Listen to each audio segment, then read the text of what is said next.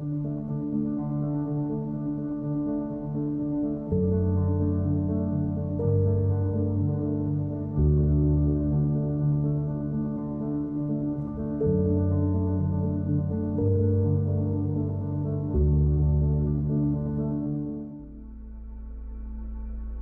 guys, welcome to CSM. Hope you are having a fantastic day. We are in our second week of talking about Jacob. So far in 2022, we've been looking at the men in the Old Testament that are called the patriarchs. We've talked about Abraham and his son Isaac. Now we are talking about Isaac's son Jacob. And what we see in studying these faithful characters of the Bible is that they are all flawed. These people in the Bible are just like us. They all have things they have struggled with and challenges they have experienced. They get in fights with their siblings. They fall in love and have kids and grandkids. They wrestle with God and ask questions in their faith. They have dreams for their future. Jacob had visions and goals for his future that were impacted by the choices he made. Last week, Rachel walked us through how Jacob made some deceptive choices with his life. He chooses to lie because he felt it was easier than trusting God. He chooses to deceive those around him to be in control of what was happening in his life. Those choices set him on a path where he had to flee from his immediate family. Jacob then went out into the world in search of his mom's family. There, he finds his uncle Laban. We're gonna pick up Jacob's story here in Genesis 29, verse 14. After Jacob had stayed with him for a whole month, Laban said to him, "Just because you are a relative of mine, should you work for me for nothing? Tell me what your wages should be." Now, Laban had 2 daughters. The name of the older was Leah, and the name of the younger was Rachel. Leah had weak eyes, but Rachel had a lovely figure and was beautiful. Jacob was in love with Rachel and said, "I'll work for you 7 years in return for your younger daughter, Rachel." Laban said, "It's better that I give her to you than to some other man. Stay here with me." So Jacob served 7 years to get Rachel, but they seemed like only a few days to him because of his love for her. Jacob worked hard towards his goal of making Rachel his wife, and I love that last sentence. So Jacob served 7 years to get Rachel, but they seemed like only a few days to him because of his love for her. So sweet. My husband definitely didn't spend 7 years working to make me his wife, so time for him to step that up, but moving on. So Jacob serves 7 years, and finally it's time for him to marry Rachel, and they have a big feast and party, and Jacob goes to bed that night with his wife, and he wakes up. Let's read verse 25. When morning came, there was Leah in his bed. Remember, it was Rachel he wanted to marry. So Jacob said to Laban, "What is this you have done to me? I served you for Rachel, didn't I? Why have you deceived me?" Laban replied, "It is not our custom here to give the younger daughter in marriage before the older one. Finish this daughter's bridal week, then we will give you the younger one also in return for another 7 years of work." And Jacob did so. He finished the week with Leah, and then Laban gave him his daughter Rachel to be his wife.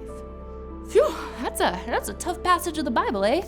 How could Laban have deceived Jacob into marrying the wrong sister? Well, first, the women were likely to have been heavily veiled, so it would be harder to tell what they looked like. Second, it was evening when they were married, so it would have been darker out. Trying to give Jacob the benefit of the doubt, you guys. So maybe he couldn't have seen her as well. And third, he had been celebrating at a feast, so he'd probably consume some beverages. I'm not making that up. I literally read that in a commentary on this passage as an explanation.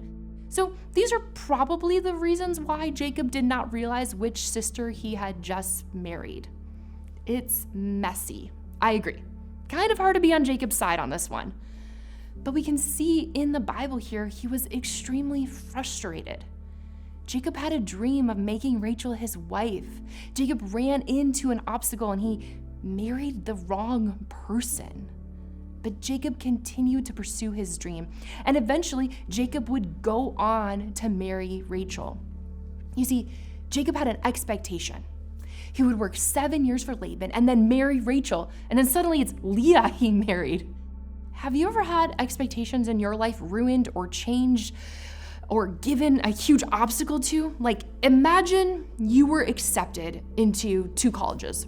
One you really wanted to go to and one you were meh on. You decided to go to your dream school and you make all the plans, you buy all the cute stuff for your dorm, you find a fun roommate, and you show up your first day, your parents drove you, and suddenly it's your meh school. And your parents said they decided this school was better for you. Now suddenly you must go to school at the U of A, and it would be such a bummer. Or imagine the Minnesota Vikings have made it to the Super Bowl for the first time in your lifetime, and you can't believe it. You're finally going to see the Vikings win. You spend all your extra money and you buy a ticket and you get to the big game and you find out it's the Packers playing, not the Vikings. You've just been duped. Obviously it would be like horrific. I'd like puke and make me so upset. I can imagine these 2 scenarios would never though be as traumatic as the wrong person becoming your spouse. I can imagine Jacob felt like he did everything right that Laban had asked him to do, but then was tricked at the last moment into marrying the wrong person. I can imagine what it feels like when you're trying so hard and doing everything right, but then your dreams are not coming true. Because that's the season I've been walking in lately.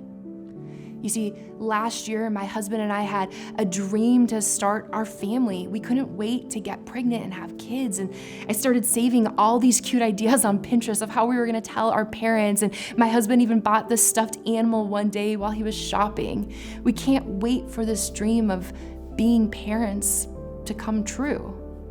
And we waited, and we waited, and we waited some more. And we found out during this waiting that it might not be possible for us to have kids. And even as I teach this message, I'm waiting for another doctor to call me back with answers and next steps. This dream that I've had since I was 5 years old is starting to feel out of my control and no longer attainable.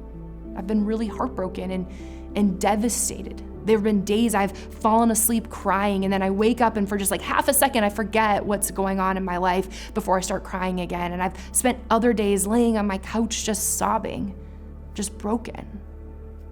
Because I have a dream of what I want in my future. And when I stand and I look in the mirror and I realize that I might not ever get to be pregnant or give birth, I feel so disappointed. More than being a wife or a pastor, I know God has called me to be a mom, but I have no idea what that is going to look like. I have no idea when that dream is going to be fulfilled. I'm waiting, and it's been a year, and man, I can't imagine how Jacob felt waiting for 7 years. I keep asking God, what are you trying to teach me in the waiting? Because it's easy to waste our seasons of waiting for our dreams to be fulfilled, but I want to use this time, this season, to become the full person God wants me to be. And I think that's part of why Jacob's waiting was so manageable. He knew during that waiting he was preparing for his next role as a husband. It was an act of waiting, setting everything up for who he was becoming. Jacob did everything right when he was serving in Laban's house to marry Rachel, but Laban tricked him and had him marry Leah instead. Doing all the right things doesn't mean you always achieve your dream. I've struggled with this in the past few months. God, shouldn't my obedience for this past decade mean I can finally step into what I feel is my purpose? If we say children are a blessing, why am I not being blessed in this way? If I am being good and faithful, then why are my dreams not being fulfilled? Doing all the things right doesn't mean you always get your dream. So what do you do when your dreams are delayed? When you have a setback? When people tell you, no, it's not going to be possible, but you're not ready to accept that answer yet? Do you give up? Because I get it. I've wanted to give up a lot in the last few months. Like, let's just not have kids and instead let's have like 7 dogs. And I bet Jacob would have thought about it too. Do I really want to work another 7 years to marry Rachel, making it 14 years in total? No one would have blamed him if he had given up then. Or Do you keep moving forward? If your first goal is no longer attainable, do you make a new one? Dream a new dream. Set your eyes forward on something else. I know I'm going to be a mom someday. I just don't know anymore how that's going to look. Either we can do some infertility treatments or we'll do foster care or adopt. I'm not sure yet. It's probably going to look different than I had hoped and planned, but I'm trusting that this dream will still come true. I'm curious. CSM, what are you dreaming about? Is it college, or maybe what high school will be like? Maybe it's getting a job this summer. Maybe it's learning to play guitar and joining CSM music culture. What are you dreaming about? But maybe it's hard for you to think of a goal or dream or vision or passion, and that's okay. God has given us 2 goals we can all be working towards. Jesus calls these goals, these dreams, he calls them commandments. They are the goals and dreams we can be working towards as Christians. Read with me here in Matthew 22, verse 36. Teacher, which is the greatest commandment in the law? Jesus replied, love the Lord your God with all your heart and with all your soul and with all your mind. This is the first and greatest commandment. And the second is like it. Love your neighbor as yourself. These are the 2 greatest things we can be dreaming about for our future in our lives. How can I love God better? How can I love others better? Maybe you can start dreaming of a new dream that is centered around these 2 commandments. I have a dream of loving others well, and I'm gonna do that by making a new friend, someone that's left out. Or I have a dream of loving God well, and I'm gonna do that by pursuing a job that lets me help others and brings glory to God's name. We can also take these 2 commandments and use them to reflect on our own dreams. Do my dreams let me love God and love others well? Do my dreams align with God's commandments? And if they don't, is it time to let God give me new dreams? What are you dreaming about? Because we are all on a path, on a journey, because of the choices we make, because of the dreams we set out to achieve. And sometimes we're gonna end up making bad choices, the wrong choices that derail us from the path that goes towards our dream. And it's so easy to say, I'm defeated, and to take on that identity of the person who just failed or who just made that bad choice and say, this is who I am now. But our God is a God of the second chance, the third chance, the fourth chance, and on and on and on, because he never gives up on us. He never gives up on who he has us becoming. Maybe some of the choices you've been making recently have led you down a path you don't want to go. And it's never too late to make a change, to start heading back in the direction you want to go, to start heading back towards a dream that sets you on a course to love God and love others well. It would have been so easy for Jacob to give up on marrying Rachel. He already had a wife. He had already worked for 7 years. It would have made sense not to keep going. I've definitely had days where I want to give up on my dream because it can get weary, it can be hard, it can be lonely and isolating and seem like no one seems to care about your dreams and that you are all alone in it, that you are just waiting. But I think one of the reasons that 7 years only felt like a few days for Jacob is that he was never alone in it. He had his relationship with Rachel and his uncle and those other people around him to encourage him and cheer him on. But he also had faith in God in the midst of the waiting, in the midst of the discouragement, in the midst of the disappointment. Jacob knew God had led him to Laban and led him to Rachel. Jacob knew marrying Rachel would allow him to love God and love others well. He had faith in the waiting. Jacob persevered and was determined to put in the extra work to get what he wanted, Rachel as his wife. What would it look like for each of us to have faith in the waiting? For me, it means to trust that in this waiting, God is teaching me something, even if I can't see it right now.